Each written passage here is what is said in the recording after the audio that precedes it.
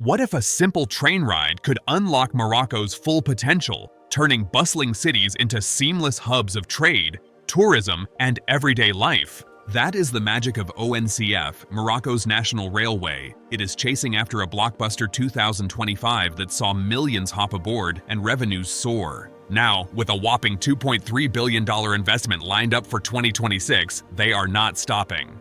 Could this push Morocco to the front of Africa's rail race, connecting coasts to deserts like never before? Let us ride through the details chapter by chapter and see what's fueling this exciting surge. Chapter 1. Why the rush to supercharge trains now? Morocco's story is one of steady climbs, and its railways are at the heart of it.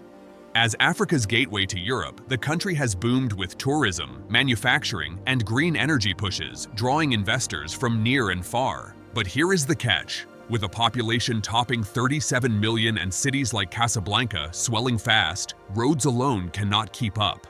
Traffic jams eat hours, pollution chokes the air, and moving goods, from phosphates to fresh produce, costs a fortune in delays. That is where ONCF steps in. Born in 1963, this state-run operator has transformed from basic tracks to Africa's first high-speed line with Boraq in 2018. Prime Minister Aziz Akinouch and King Mohammed VI see rails as the smart fix, greener, faster, and job-creating. After launching a massive 96 billion dirham program in April 2025, ONCF invested over 18 billion dirhams this year alone. It is about more than tracks. It is building a connected Morocco that eases daily commutes, boosts exports, and fights climate change. Curious, right? How did 2025 turn into such a winner? Let us check the scoreboard. Chapter 2. Record-breaking 2025. Passengers, profits, and high-speed thrills. Hold on tight. 2025 was ONCF's best year yet, like hitting the jackpot on a high-speed express. They welcomed a staggering 56 million passengers, up from pre-pandemic days, with folks loving the reliable rides. That is enough people to fill the entire country almost twice over. And the star, Boraq, the sleek high-speed train, zips between Tangier and Casablanca in just over 2 hours. It carried 5.6 million riders this year, proving luxury travel is not just for the elite anymore. On the money side, revenues are set to top 5 billion dirhams, a real milestone that means ONCF can reinvest without leaning too hard on the government. Freight did not lag either. Over 9 million tons hauled, including a whopping 13.9 million tons of phosphates, Morocco's golden export. That generated 710 million dirhams from freight alone, plus over 1.2 billion dirhams from phosphates. There is no fluke, better tracks, more trains, and savvy marketing pulled in families, tourists, and truckers switching from roads. Imagine safer trips, fewer breakdowns, and that satisfying click of tickets sold. But success like this begs the question, what is next to keep the momentum rolling? Chapter 3. The $2.3 billion blueprint for 2026. Fast forward to 2026, and ONCF is not coasting. They are accelerating with a 23 billion dirham investment punch. This is not scattered spending, it is laser-focused on the 96 billion dirham national blueprint, aiming to modernize every mile. Envision this: extending the high-speed line from Kenitra to Marrakesh, a 492-kilometer beast broken into 3 phases, with the first stretch ready by 2029. Trains could hit 320 kilometers per hour, slashing travel time from Casablanca to Marrakesh from 3.5 hours to under 2. But it is not all speed demons. Plans include snapping up new rolling stock like 48 fresh train sets for local hops, building next-gen stations with solar panels and smart tech, and weaving in urban rail nets for cities like Casablanca. In fact, a $2 billion chunk just kicked off there. 260 kilometers of new lines, 10 shiny metro-style stations, and upgrades to 5 old ones, plus maintenance hubs in Zanata and New Asur. Add in 50 new bridges and workshops, and you have a web that ties suburbs to city centers. Projections? Passenger numbers are climbing to 58.5 million, freight to 9.5 million tons, phosphates to 14.5 million tons, and revenues are hitting 5.4 billion dirhams. It is like upgrading from a bicycle to a bullet train, smooth, swift, and sustainable. How will they pull off this giant leap without a hitch? Chapter 4. Footing the bill, smart funding, and global team-ups. Big visions need big bucks, and ONCF's got a clever mix to cover it. For 2026's 23 billion dirhams, about 70% comes straight from ONCF's own pot, fueled by those record revenues and smart bonds. The rest? Partners like the Casablanca region are chipping in 30% for local bits, plus heavy hitters abroad. The World Bank dropped $350 million in June 2025 for Casablanca's mobility hub, focusing on electric rails to suburbs like Mohammedia and Bouskoura.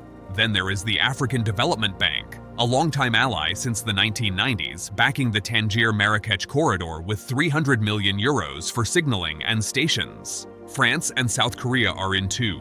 Hyundai Rotem is building a train plant in Morocco for local jobs. It is all public-private magic. Banks, regions, and ONCF sharing risks while chasing green goals. No wonder revenues are up 7% next year. They are betting on growth to pay it back. This collab vibe feels fresh. Could it be a model for Africa's infrastructure wins? Chapter 5. The payoff, jobs, growth, and greener days ahead. Let us geek out on the wins, because this is not just steel and schedules, it is life-changing stuff. That $2.3 billion could spark thousands of jobs, construction crews laying tracks, engineers tweaking signals, and station staff buzzing with new tech. In Casablanca alone, the projects promise better access to jobs in schools, cutting commute times by half for suburban folks. Tourism? Boraq's extension to Marrakech means day trips to Riyadh and markets, pulling in more euros. Economically, it is a booster shot. Freight efficiency could save millions in fuel and time, supercharging exports like phosphates that feed global fertilizers. Environmentally, rails beat trucks, with lower emissions, less congestion, aligning with Morocco's net zero dreams. Poverty dips as rural lines open markets, and women gain from safer, affordable travel. Overall, experts eye 4 to 5% GDP lifts by 2030. It is empowering. A kid in the Atlas Mountains dreaming of city lights, now just a train away. Smiling yet? The upsides are huge, but every adventure has its bumps. Chapter 6. Hurdles on the horizon, costs, conflicts, and climate smarts. Keeping it real, Morocco's rail push faces some steep grades. First, the wallet strain. 23 billion dirhams is ambitious amid global inflation and supply chain snags. Steel prices are up and labor is tight. Delays hit before, like Boraq's rollout, so timelines to 2029 are tight. Socially, land grabs for tracks spark local gripes. ONCF must nail community chats to avoid protests. Then climate. Morocco's droughts and floods test tracks, so they are baking in resilient designs, but it is pricey. Geopolitics? Stable now, but regional ties with Europe matter for tech imports. Still, ONCF's ESG strategy, launched this year, tackles it head-on. Sustainable sourcing, worker safety, and carbon tracking. They have bounced back from quakes and pandemics. With King 6's vision, they are geared for resilience.